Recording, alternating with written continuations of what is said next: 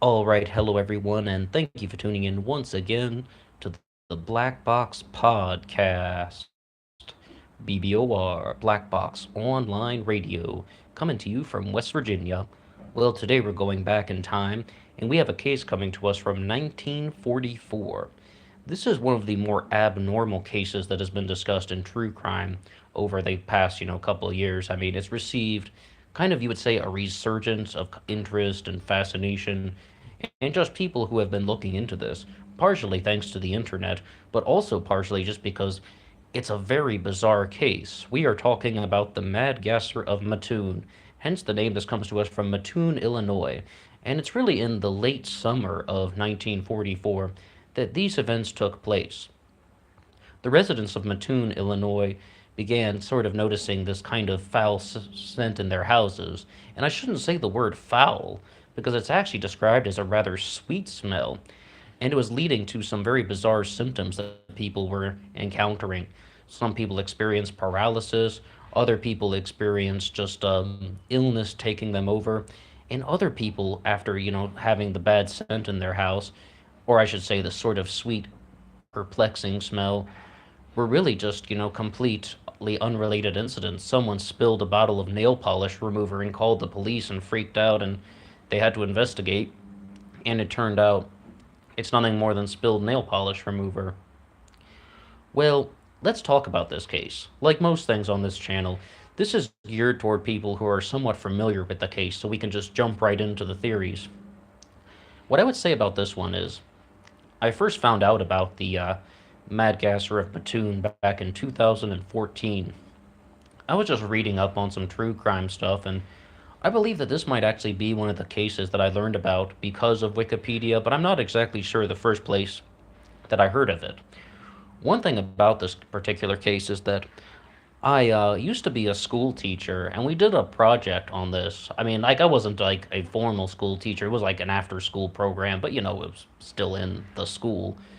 And we did a project sort of about bizarre crimes and such. And we did one on the Mad Gasser of Mattoon and kind of getting people to talk about it. And I actually sort of misreported one very particular detail. When I had first heard about this case, I thought that the gas was somewhat harmless. It just sort of smelled weird. And that really gave me the impression that somebody was kind of just trolling the residents of Mattoon prior to the internet. I guess that's what people had to do, just go around the town spraying this gas into their houses that smelled bad. But no, in reality, the gassy smell actually did bring about some sort of maladies to certain people. It actually brought some sort of unpleasant effects to a variety of the residents in Mattoon. There was definitely reported cases of illness. But the first thing that I need to say about something like that is when you're going back to 1944 and you're trying to get very specific details, such as how was a person feeling after they smelled this particular scent, that's not easy to do. I mean, we talked about the Texarkana Moonlight murders, which happened 2 years later, 1946. It's very difficult to get the precise information. Even the Zodiac Killer stuff in 1968, 1969. We did an upload talking about this called Zodiac Killer Legends and Fantasy, where we're sort of saying that a lot of the details in the particular cases do not get reported correctly, or over time, it's like a game of telephone, sort of. People start modifying the details, so the actual genuine history is a little bit difficult to truly comprehend. But one of the things that we do with this particular case, or any case going back this far to the 1940s, is we try our best. You really need to read a variety of sources, listen to a variety of sources, and just try to make sense of this as well as we can.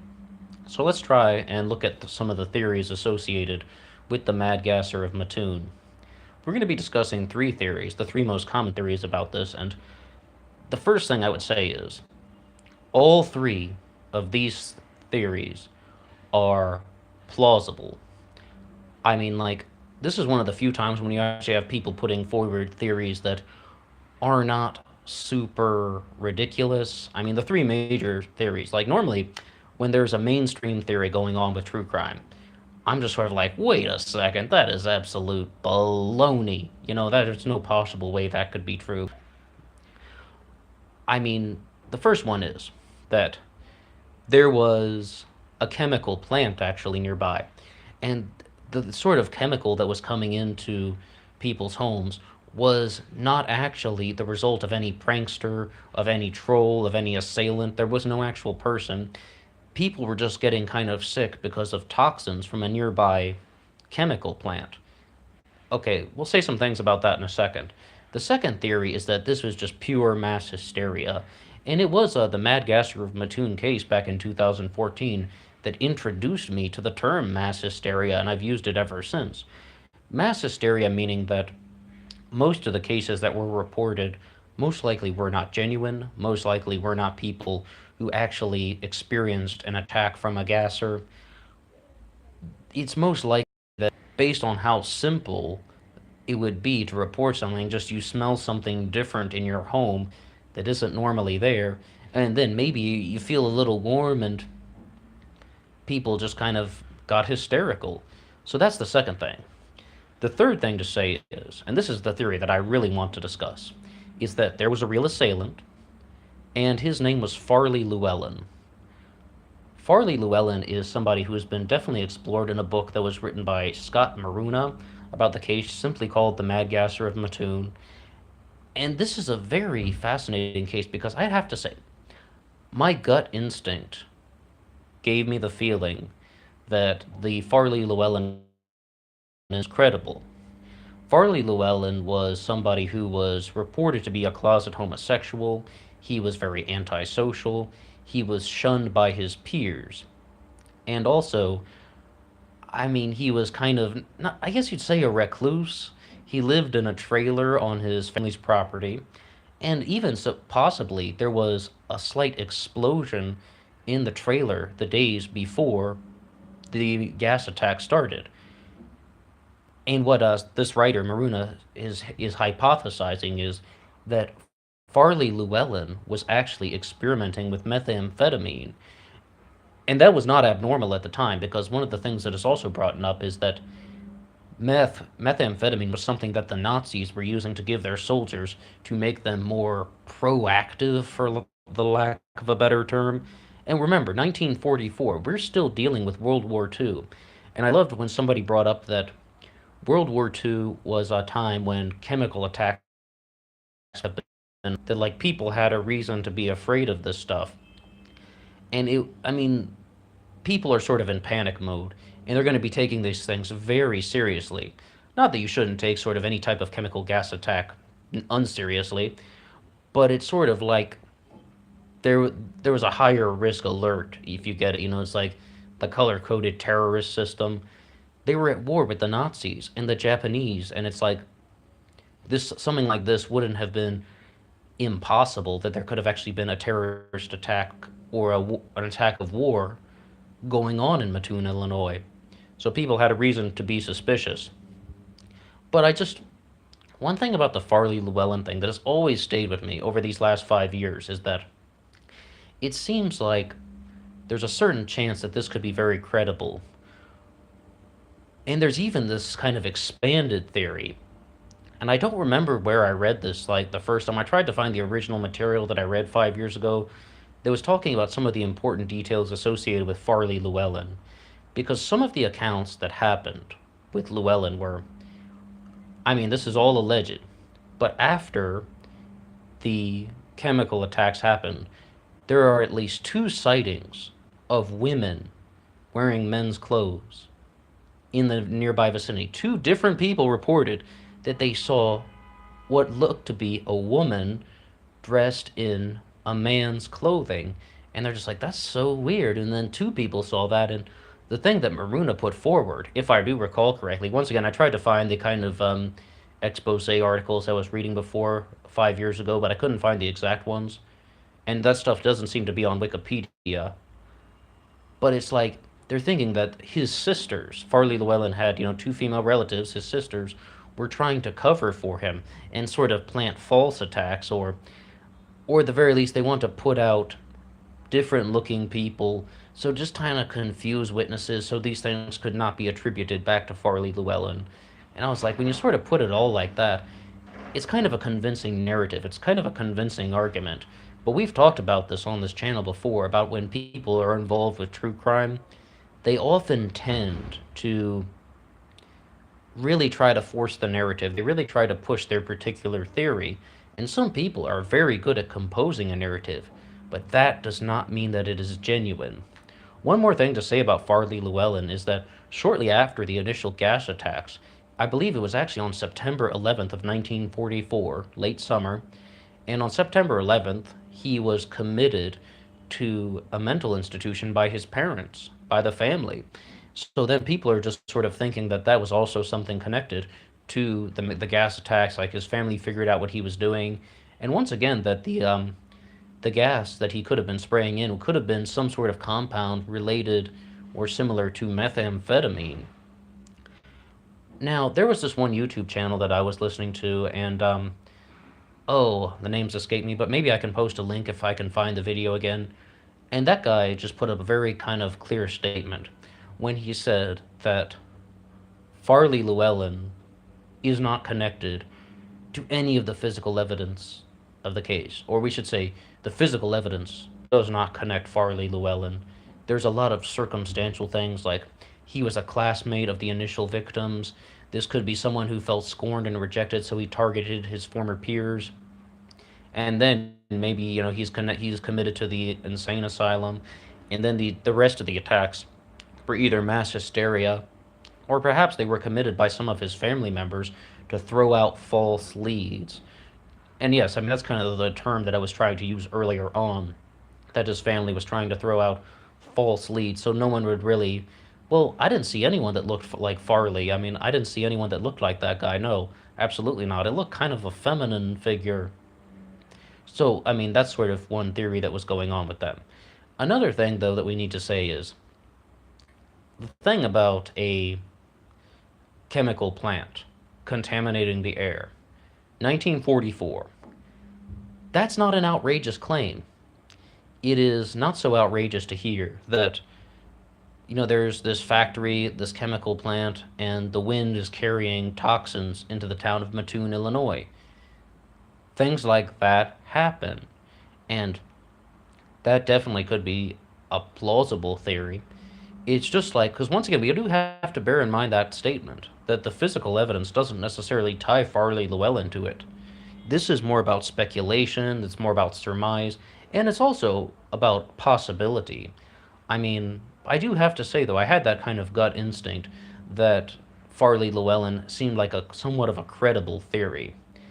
Also, I should say that there is almost an overwhelming amount of support from no matter what source you're looking into that says that the initial gas attacks by the Mad Gasser of Mattoon were genuine, were credible, that they were real, that the first attacks were real, and then the mass hysteria took over. So the mass hysteria stuff and the Farley Llewellyn theory can work in conjunction. And that doesn't even eliminate the chemical plant. There could have been toxins in the air as well.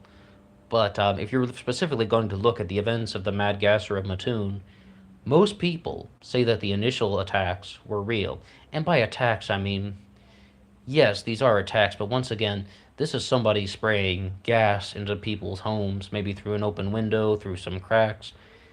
And yes, people are getting sick, but always the symptoms faded away. If I recall, there was not a single death in the case of the Mad Gasser of Mattoon. But some of the other things that we could really kind of examine with these particular theories are just kind of the likelihood that mass hysteria did take over. Why did the police push the mass hysteria angle so hard? Well, one of the kind of more famous YouTube depictions of this case was saying that there was a very small police force in Mattoon.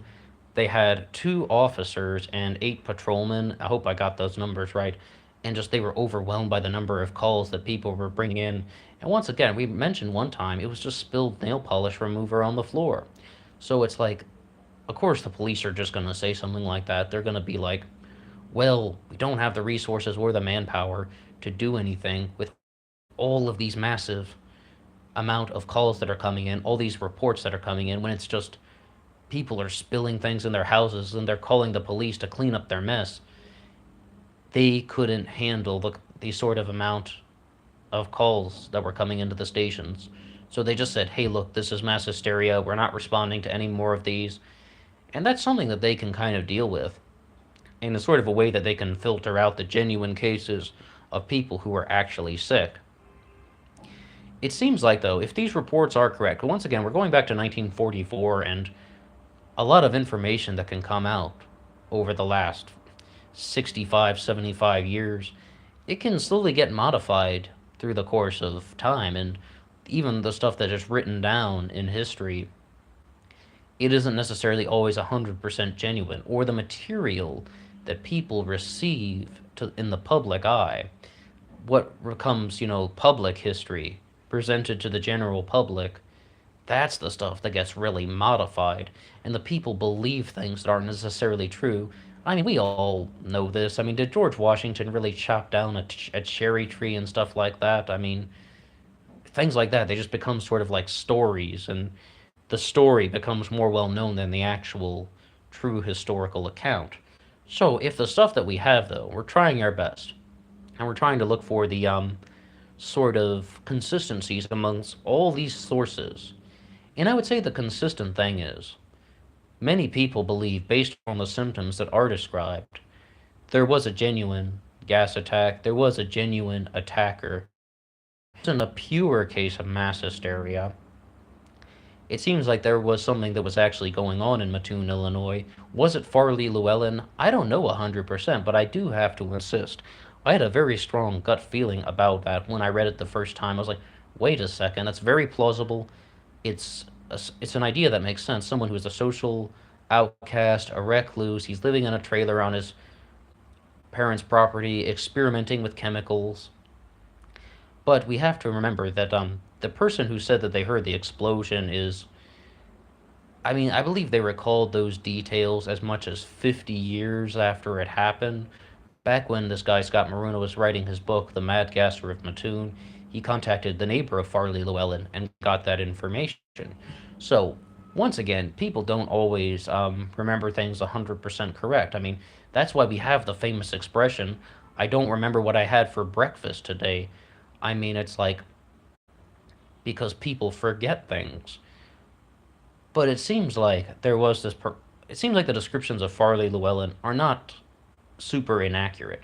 Some guy who's cut off from society, possibly a closet homosexual, who is just targeting people because he feels rejected. You have a motive, you have an objective, you have bizarre behavior, and possibly, I mean, like, possibly, if that thing about hearing the explosion is true, you have someone who is experimenting with chemicals in his trailer, and they've once again they hypothesized that that was some sort of compound of methamphetamine. I think the kind of explanation that whatever gas was used was not chloroform was kind of a good explanation. That for chloroform to be effective in a spray gas, someone would have had to have been carrying around a 25-gallon kind of oil drum, pretty much, filled with chloroform and then spraying it out in a gas-like form. I don't really think anyone reported any sights of somebody pushing around a 25-gallon oil drum. So it seems like this could be some sort of methamphetamine compound. What I would say is that it is somewhat of a plausible theory, but we do need to investigate a little bit more. And maybe we'll do a second follow-up upload on this case. As you can kind of see, I'm thinking there is some likelihood to the Farley Llewellyn stuff. I don't know 100%. And I'm also very skeptical of the details in this case, because that's just what we get when we're researching true crime stuff from 1944. And if you were to kind of like probably somehow go back in time, like in a time machine, you might find that a lot of the details in this case could be very, very different. And it's just something that we encounter when we're looking at true crime incidents from years and years ago. But we try our best. Now, is it possible that there was no Mad Gasser at all, and this is just a chemical plant, or that there were even no toxins in the air, that people just got sick.